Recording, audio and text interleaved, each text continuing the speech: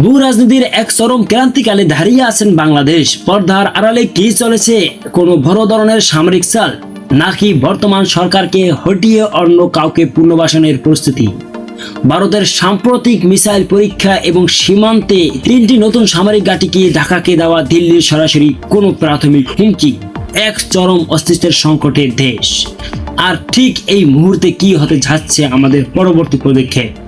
পররাষ্ট্রনীতিতে চীন সফর এবং পাকিস্তানের সাথে সাম্প্রতিক চুক্তি বাংলাদেশের ভূ রাজনীতিতে এক সম্পূর্ণ নতুন মোড় এনে দিয়েছে।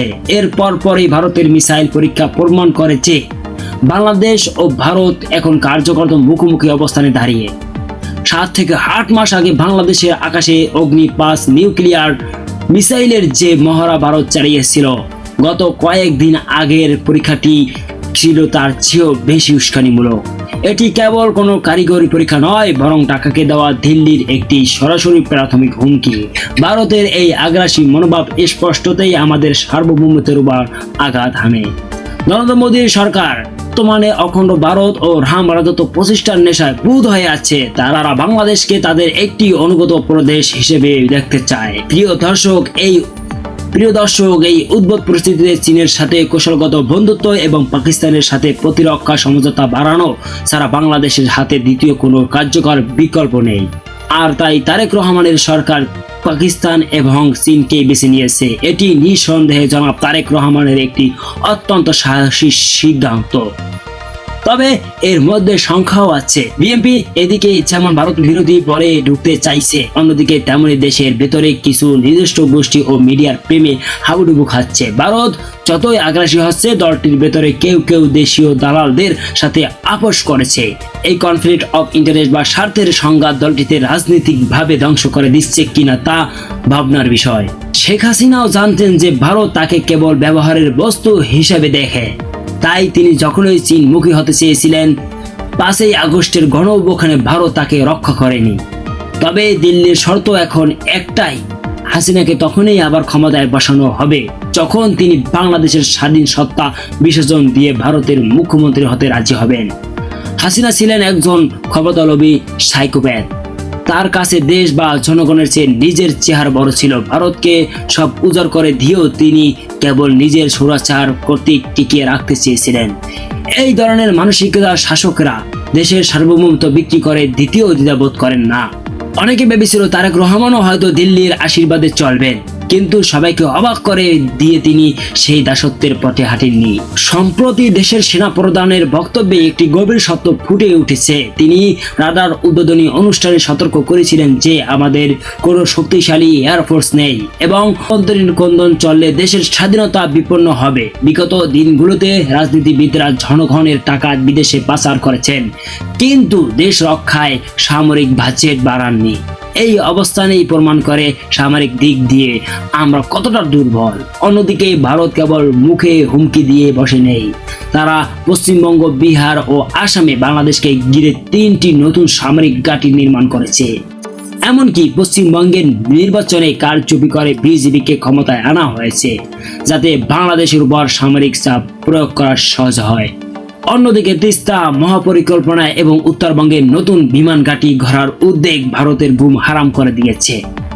পাকিস্তান ও চীনের সাথে বাংলাদেশের ক্রমবর্ধমান সামরিক যোগাযোগ ভারতকে এই অঞ্চলে এক ঘরে করে দিয়েছে, যার ফলে তারা এখন মরণ কামড় দেওয়ার চেষ্টা করেছে। জাতির এই চরম সংকটের সময়ে দেশের গণমাধ্যমগুলো জনগণকে ব্যস্ত রাখছে সেলিব্রিটিদের বিয়ের খবর কিংবা ইসলাম বিদেশি নিউজ নিয়ে। এটি কোনো বিচ্ছিন্ন ঘটনা নয়, বরং জনগণকে মূল সংকট থেকে অন্ধ করে রাখার একটি ভারতীয় প্রেসক্রিপশন। এটি একটি পরিকল্পিত ডাইভারশন স্ট্র্যাটেজি। জাতিকে অন্ধ বানিয়ে রেখে ভারতের আধিপত্যবাদী এজেন্ডা বাস্তবায়ন করাই এই মিডিয়াগুলোর মূল লক্ষ্য। ইতিহাস সাক্ষী, এই ভূখণ্ডকে বারবার বহিঃশত্রুর হাত থেকে রক্ষা করেছে এদেশের তৈরি জনতা। মুসলমানদের এই ইমানি শক্তি হলো ভারতের সবচেয়ে বড় ভয়। তাই ইসলামপন্থীদের দুর্বল করতে পারলে মোদির অখণ্ড ভারত গড়ার কাজ সহজ হয়ে যায়। ভারতের এই প্রকল্পের সামনে প্রধান দেয়াল এদেশের মুসলিম জনতা। এই জন্যই পরিকল্পনা করে মিডিয়াগুলোর মাধ্যমে 71-এর পর থেকে ইসলাম বিদ্বেষী প্রপাগান্ডা ছড়ানো হচ্ছে, যাতে জনগণের ধর্মীয় শক্তিকে ভেতর থেকে ভেঙে দেওয়া যায়।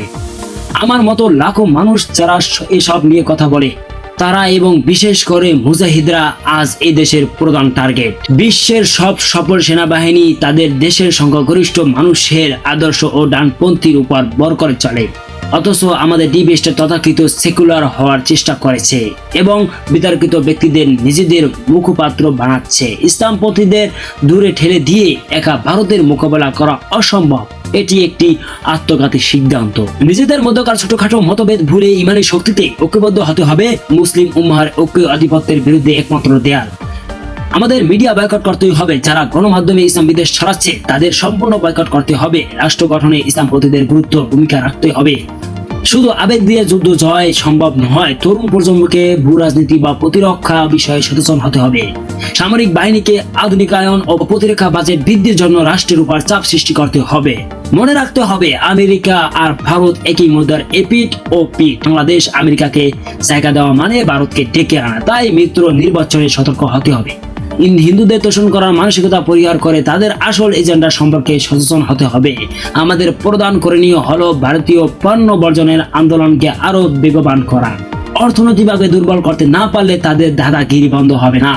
আমাদের দেশীয় পণ্য ব্যবহারে অভ্যস্ত হতে হবে। মসজিদের খুতবা এবং ঘরোয়া আলোচনার মাধ্যমে ভারতীয় অগ্রাসনের ভয়াবহতা সম্পর্কে মানুষকে সচেতন করতে হবে।